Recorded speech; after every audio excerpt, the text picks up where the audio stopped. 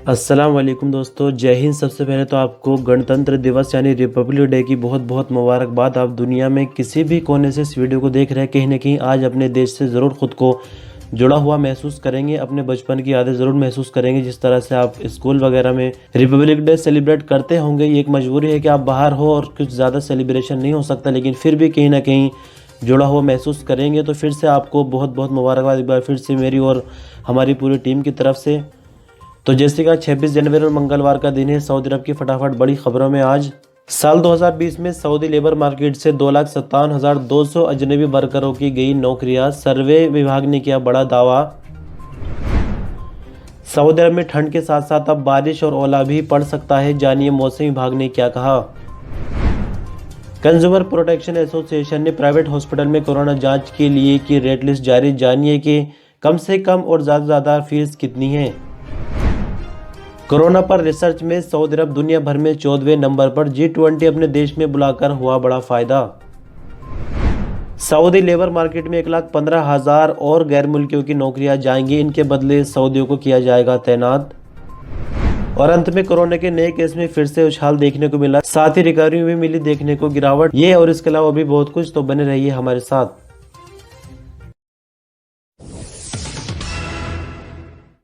Saudi अरब के मौसम विभाग के राष्ट्रीय सेंटर का कहना है कि मंगल को सऊदी अरब के ज़्यादातर इलाकों में मौसम सामान्य रहेगा, जबकि सऊदी अरब के दक्षिण पश्चिम उत्तर पूर्व में कहीं कहीं आसमानों में बादल छाए रहेंगे। मौसम विभाग ने आगे कहा कि रात के वक्त और सुबह सवेरे ईस्टर्न रीजन के साउथ इलाकों पर धुंध छाई रहेगी। नेशनल सेंटर का कहना है कि मंगल को सबसे ज़्यादा टेम्परेचर यानी 31 डिग्री सेंटीग्रेड मक्का मुकर्रमा में होगा, जबकि सबसे कम टेम्परेचर 1 डिग्री सेंटीग्रेड अरर और करियात में रहेगा। तक्स अल अरब के एक्सपर्ट ने उम्मीद जाहिर की है कि जुमे को सुबह के वक्त जद्दा में बारिश की उम्मीद है, जबकि बारिश के दौरान थोड़ी बहुत ओलाबारी भी हो सकती है। जुमेरात को रात के वक्त से जद्दा के आसमान में बादल छाए रहेंगे। बादल कहीं घने तो कहीं हल्के और कहीं बिल्कुल भी नहीं होंगे। नमाज जुमा तक बूंदाबांदी जारी रह सकती है। एक्सपर्ट का कहना है कि वो सैटेलाइट से ली जाने वाली तस्वीरों का लगातार जायजा ले रहे हैं। जुमे तक जद्दा में मौसम के हवाले से कुछ और बदलाव होने पर नजर रखे हुए हैं। सऊदी अरब में मजलिस शोरा या कहे कि सऊदी पार्लियामेंट के अंदर बनाई गई ह्यूमन रिसोर्सेज कमेटी ने ministry of human resources and social development की वार्षिक रिपोर्ट पर बहस की है। अखबार 24 के मुताबिक कमेटी के हेड अता अल सबीती ने मीटिंग की अध्यक्षता की। Deputy human resources minister doctor Abdullah और डिप्टी मिनिस्टर माजिद अल गानमी ने भी मीटिंग में हिस्सा लिया। मिनिस्ट्री ऑफ ह्यूमन रिसोर्सेज, जिसका पुराना नाम मिनिस्ट्री ऑफ लेबर था, ने शोरा के मेंबर के सवालों के जवाब देते हुए कहा कि मिनिस्ट्री ने सऊदी नेशन का नया प्रोग्राम बनाया है, जिसके चलते प्राइवेट सेक्टरों में 1,15,000 सऊदियों को नौकरियां दिलाई जाएंगी। इस हवाले से बड़ी कंपनियों के साथ कॉन्टैक्ट कर लिए गए हैं। मीटिंग के दौरान सऊदी अरब में औरतों का कितना योगदान रहा लेबर मार्केट में, इस पर भी चर्चा हुई। मिनिस्ट्री ऑफ ह्यूमन रिसोर्सेज के एक अधिकारी ने इत्मीनान दिलाया कि 2018 से लेकर 2020 की दूसरी तिमाही तक सऊदी अरब की लेबर मार्केट में औरतों का बहुत बड़ा हिस्सा बढ़ गया है। उन्होंने ये भी कहा कि लेडीज की लेबर मार्केट में जितने टारगेट था वो पूरा हो चुका है। इसके अलावा और भी कई स्कीमें हैं जिसके तहत औरतों को और ज़्यादा जॉब्स दिलाई जा सकती हैं।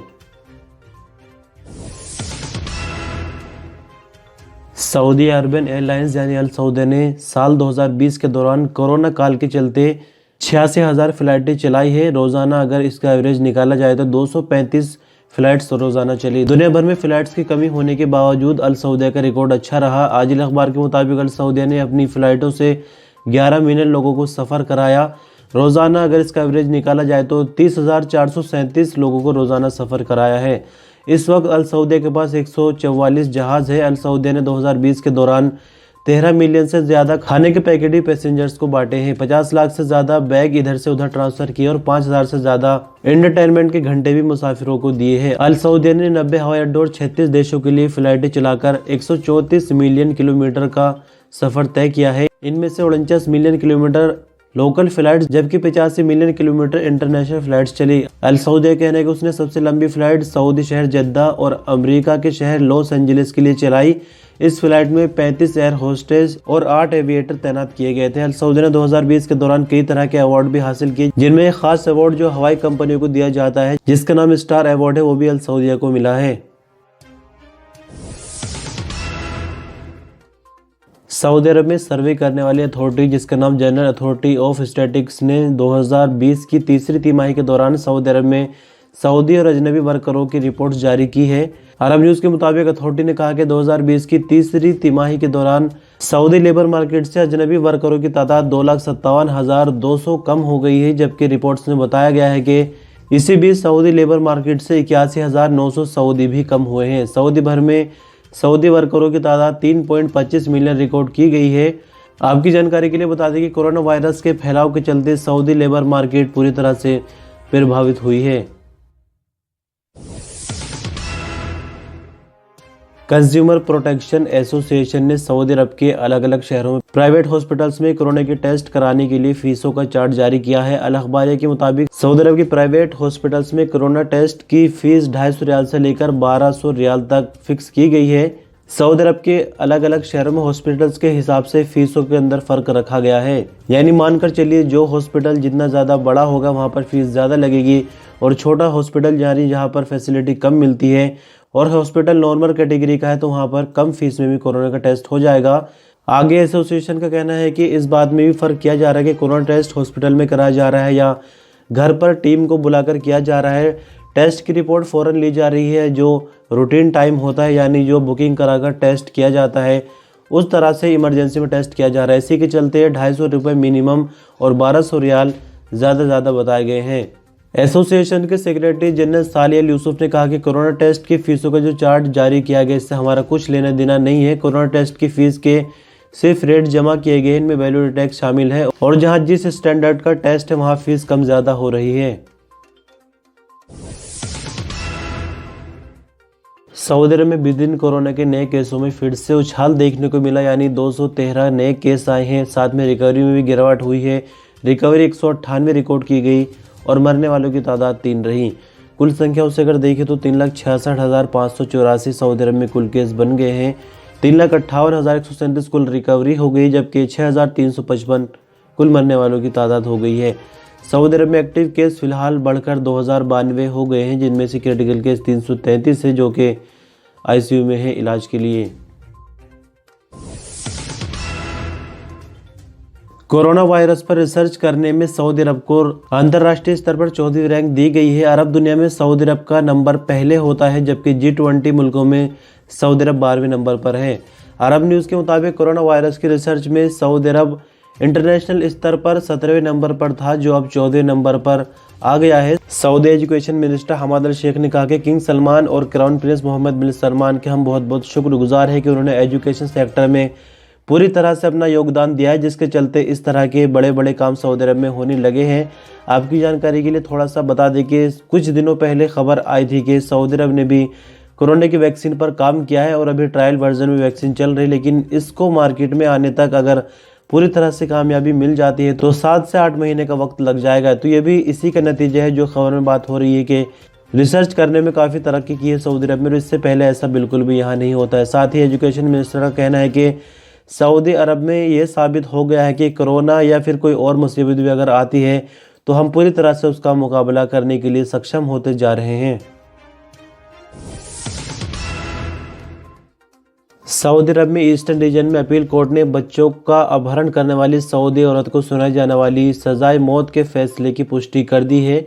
ये औरत सऊदी मीडिया में खातफा अल दम्माम यानी दम्माम की अपहरण करने वाली औरत के नाम से मशहूर है। फौजदारी की अदालत ने इसे 5 महीने पहले सजाए मौत का फैसला सुनाया था। इस पर बच्चों के अगवा करने, धोखाधड़ी, जालसाजी और नाजायज़ ताल्लुक बनाने के इल्ज़ाम साबित हो गए थे। अल अरबिया नेट के मुताबिक अपील कोर्ट ने मुकदमे के दूसरे मुलजिम को 1.5 साल कैद और 20,000 रियाल जुर्माना, जबकि तीसरे मुलजिम को 25,000 जुर्माना और 6 महीने कैद, जबकि चौथे मुलजिम को 1 साल की कैद और 5,000 रियाल जुर्माने की सजा का हुक्म दिया है। दरअसल आपको थोड़ा सा याद दिला दें कि 5-6 महीने पहले एक खबर आई थी इसी तरह की कि ईस्टर्न रीजन में हॉस्पिटल में से इस औरत ने एक बच्चे का अपहरण कर लिया था जो कि नवजात था। 20 साल तक ये उस बच्चे को पालती रही और जब सिविल अफेयर्स के पास पहुंचे इसका आईडी कार्ड बनवाने के लिए तो वहां पर इसकी पूरी तरह से पोल खुल जाती है और बात आगे बढ़ जाती है और उन्हीं दिनों इस लड़के को उसके असली माँ बाप के हवाले कर दिया गया था। दूसरी तस्वीर में आप देख सकते हैं। लेकिन जैसा कि दूसरी तरफ इस औरत को अब फांसी की सजा दी जाएगी। दुनिया भर में सोने की रूटीन का जायजा लेने वाली एक एप्लीकेशन स्लीप साइकिल ने मिडिल ईस्ट में अलग अलग शहरों में लोगों के सोने के टाइम बताए हैं। सबक वेब के मुताबिक सऊदी अरब की अगर बात की जाए तो सऊदी अरब में दूसरे मुल्कों से ज़्यादा देरी से सोने की आदत है। आमतौर पर सऊदी अरब के अंदर यहाँ के रहने वाले रात 1 बजे से 2 बजे तक सो जाते हैं। रिपोर्ट्स के मुताबिक तुर्की और मिस्र के लोग भी लगभग रात 1 से 1:30 बजे तक सोने चले जाते हैं। और खबरों के अंत में आपको आज फिर से एक टूरिस्ट प्लेस दिखाएंगे। तबूक शहर के पश्चिम में हमसी पहाड़ रेगिस्तानी पर्यटकों के लिए आजकल मेन पॉइंट बना हुआ है। सऊदी फोटोग्राफर मोहम्मद अल शरीफ ने इलाके की खूबसूरती को उजागर करने के लिए कई तरह की तस्वीरें सोशल मीडिया पर शेयर की है। आप उन तस्वीरों से देखकर अंदाज़ा लगा सकते हैं कितना खूबसूरत यहाँ का नज़ारा है। तो इस तरह से दोस्तों खबरों का सिलसिला यहीं तक, और आजकल वीडियो बनाने में काफ़ी टाइम लग जाता है, तो एक लाइक करके आप हमारी मेहनत को कामयाब बना सकते हैं। आप वीडियो पर अंत तक बने रहें। शुक्रिया। अल्लाह हाफिज़।